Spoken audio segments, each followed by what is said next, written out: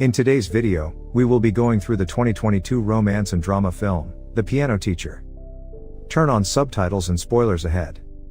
Erika Kohut, who is the main character of this movie, was a professor of music at the Vienna Music Conservatory. She was a woman in her late 40s who taught students about the classical piano. As a professor, she was very strict in teaching and did not permit her students to be sloppy or emotional about the music they were learning. However, despite how old she was and the fact that she was already working, she still lived with her mother. Her mother was a domineering woman who always forcefully took part of Erika's earnings. Her mother was always repressive and destructive, so she and Erika always fought frequently. But every time they fight, they always reconcile and beg each other for forgiveness.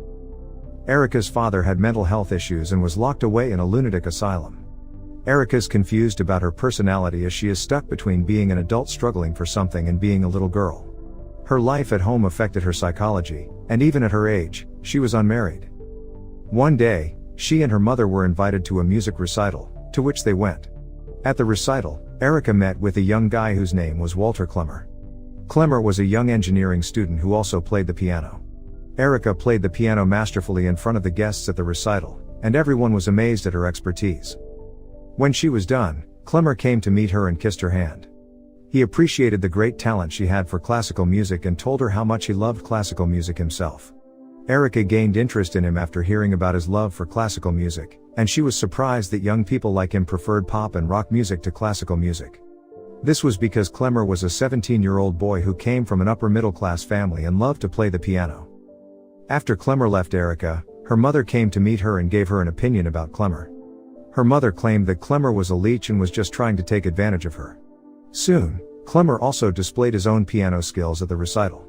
He combined two classical piano compositions at once, and for someone who had not learned how to play the piano formally, Klemmer was too good. Meanwhile, Erika was teaching a young girl named Anna Schuber how to play the piano. They were both preparing for a show of Anna's that was going to take place in the Conservatory Jubilee concert.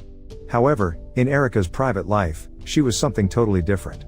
Behind her assured look, she was a woman whose sexual repression was filled with lots of desperation. She had a long list of extreme fetishes, such as voyeurism and sadomasochistic fetishes like sexual self-mutilation, but was not limited to these. After work, she went to a porn shop and watched porn in a private room while inhaling a handkerchief stained with sperm. One day, while she was teaching, Klemmer came and told her he wanted to join her master class on piano. However, she told him to go out and asked him to go and register if he was truly interested in the class. Klemmer then went on to register and take the exams to join the conservatory school because he wanted to be Erika's student. During his audition, Klemmer displayed his piano skills in front of the other professors, and they were impressed, so they chose him. However, because Klemmer had chosen to join Erika's class, her opinion was the most important, but she voted against him. She questioned his divergent interpretation and his motivation as to why he wanted to join the piano class.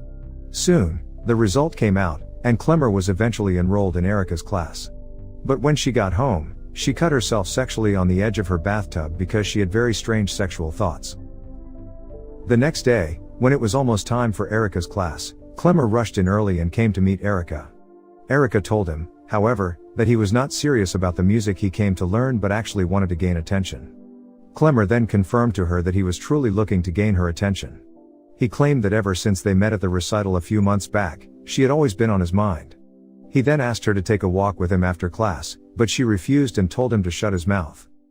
After that, Klemmer went outside to his car and brought out a bag. Unknown to him, Erika was observing him from afar, and she silently stalked him. Erika later found out that Klemmer had headed to a hockey field as he loved playing hockey. When she was done observing Klemmer, Erika left the hockey field and went to the cinema. It was already late at night and Erika was only there to look for one thing. Soon, she found what she was looking for as she finally saw a couple making love inside a car. She then spied and watched the couple as they made love without fear of being caught.